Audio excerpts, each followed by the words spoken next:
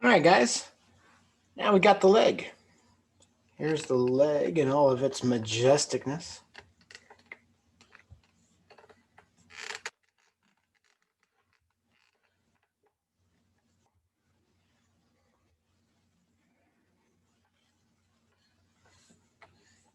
There you go.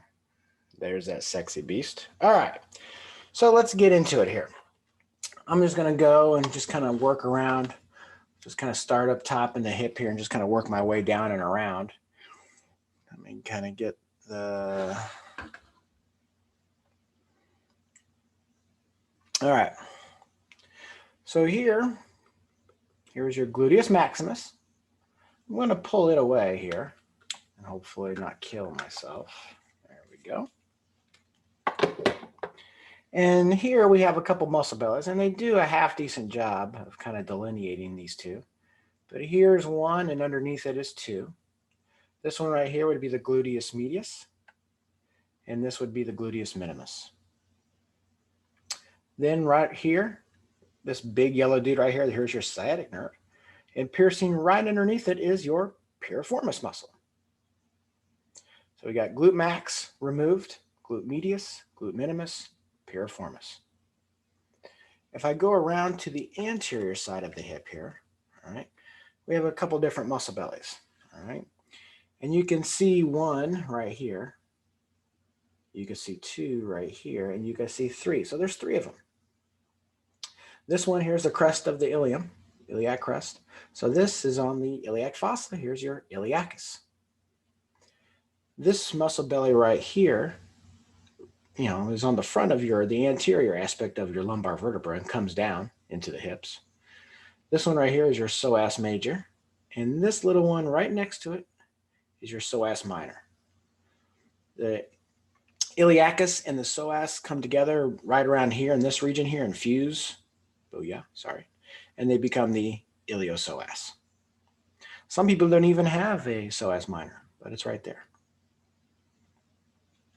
So I've got the iliacus, psoas major, psoas minor, and where they merge, the iliopsoas.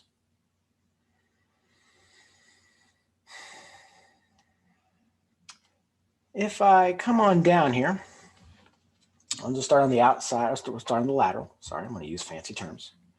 All right. You can see we have a little bit of muscle belly right here. This is your tensa fascia lata. It continues down as this white piece of connective tissue all the way down and attaches down into the knee there. And here is your iliotibial band.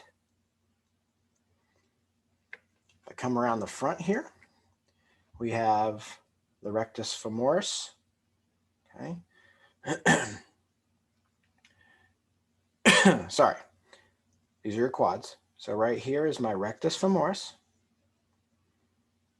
If I come down and look here, big toes medial, right? So this is my vastus medialis. And this right here is my vastus lateralis. This muscle that starts here at the anterior superior iliac spine and comes all the way down and around. This right here is my sartorius muscle. If I remove it, it's going to make it a smidge easier for me to get in and remove this guy. I'm going to hit pause. Okay. So I have removed the rectus femoris. Remove it. And underneath it, we find our fourth. And it's this little whitish guy right here. This is the vastus intermedius. Vastus medialis, vastus lateralis, vastus intermedius sits underneath the rectus femoris. If I come to the medial side here, we have a series of muscles. The first one is right here, then the next one, and then the next one. This one right here is your adductor longus muscle. It's very long, doesn't seem like it, but it is. The most medially aligned, this one right here, comes down the entire medial aspect, is gracilis. And then this one right here, and it's actually, it's all of this here and all of this little folds right here. This is the adductor magnus. It means really big, so it's a big fat sheet. So adductor longus, gracilis, adductor magnus. If I continue around, now I'm on the backside. Okay? And here I have my hamstring muscles. We have 1, 2, 3 bellies here. Well, there's 2 heads to this one, so I guess 4, but 1 muscle. This one right here is going to be your biceps femoris. It has 2 heads, just like the bicep brachii has 2 heads. This one has 2 heads as well. We just don't see it. It's kind of underneath it here. But I don't ask for heads, so biceps femoris. We have a muscle belly right here and a muscle belly that it sits right on top of right here. This is a nice obvious tendon. So this is your semitendinosus. And it sits right on top of the semimembranosus. Semitendinosus, semimembranosus. They're 2 different muscle bellies. If I stay here on the back side, we have a series of muscles, superficial, medial, and deep. And I'll just kind of do the superficial ones first. These 2 right here, this is your gastrocnemius. 2 heads. Again, I'm not asking for the individual heads, but there's your gastrocnemius. We have a muscle belly that you can see right here. See some of the fibers of it right here. And I'll show you different ways that you can see it as well, but you can see it right here. This is going to be your soleus muscle. You'll notice up here at the top, we have a delineation. So we have the gastrocnemius, and then we see another muscle belly right here. Let me pause for a second and remove a little head here. Okay, so I've taken off the hamstrings so I could take off the little head of the gastroc right here. Take and remove it. Now you can see this muscle belly right here, and it's really long tendon. Although the tendon has nothing to do with it, it just snakes down and goes all the way down. This one right here, this is your plantaris muscle. As you can imagine, it probably helps you make you to plantar flex. Here you can see a deep muscle right here. And this is in the back of the knee. This is the popliteus.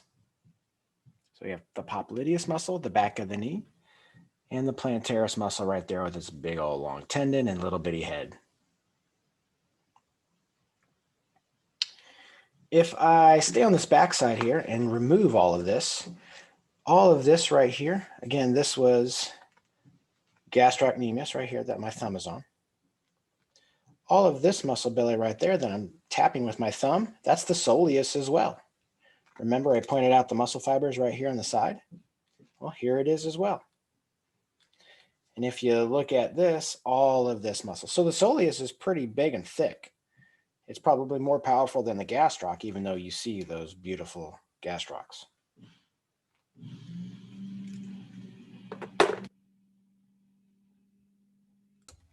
Okay, so we're going to stay here and we're going to do the most deep compartment here. There's 3 muscles right here. I'm just kind of pointing them out with my fingers here. I'll get closer, don't worry.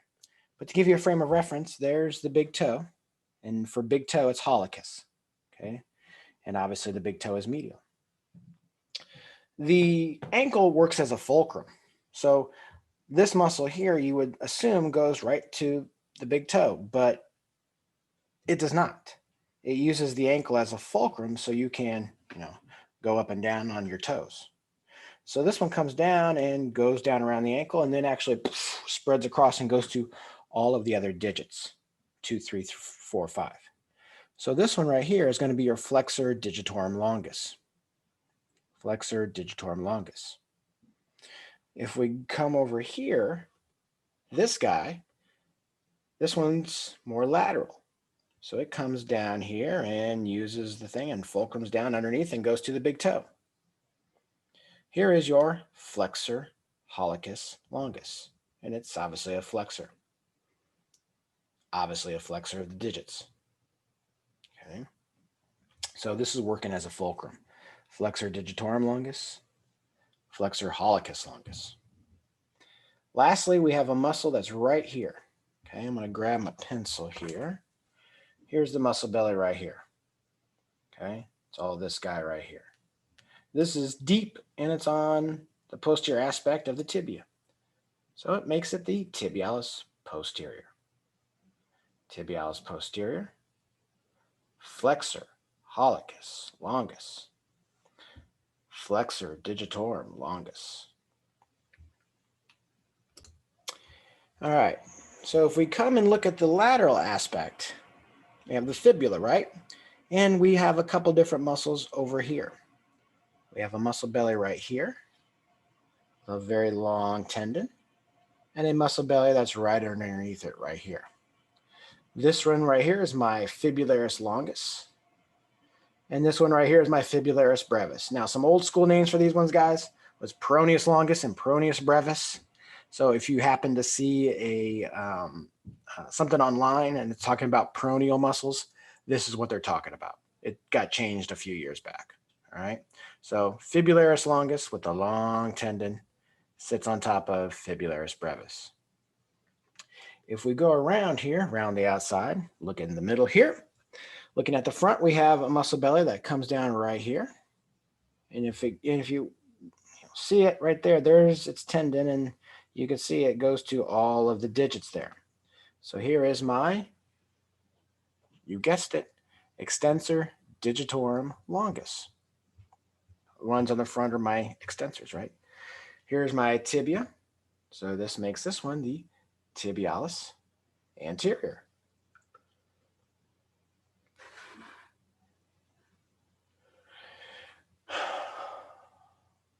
Lastly, we just have a couple different muscles here. They are extensors.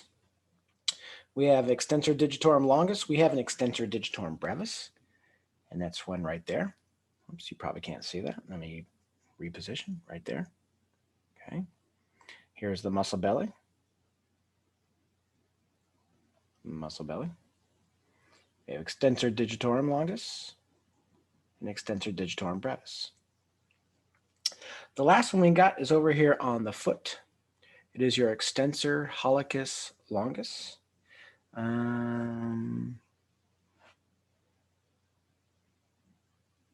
Extensor hallucis brevis and longus. Here is your extensor hallucis longus right here. I'm sorry, brevis right here. Good God almighty, I'm trying to do too many things here once, and you can't even see what in the world I'm pointing to. Okay. So if we come right here, this guy right here, here's your extensor hallucis brevis.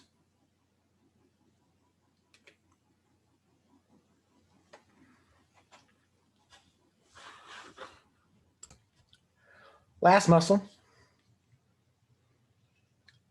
Here was my extensor digitorum longus.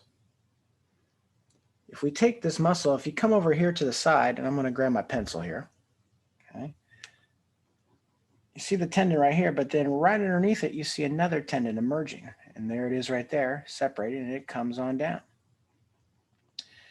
This muscle is deep. So if I come here you can see its attachment there. It's this muscle belly right here that I'm touching.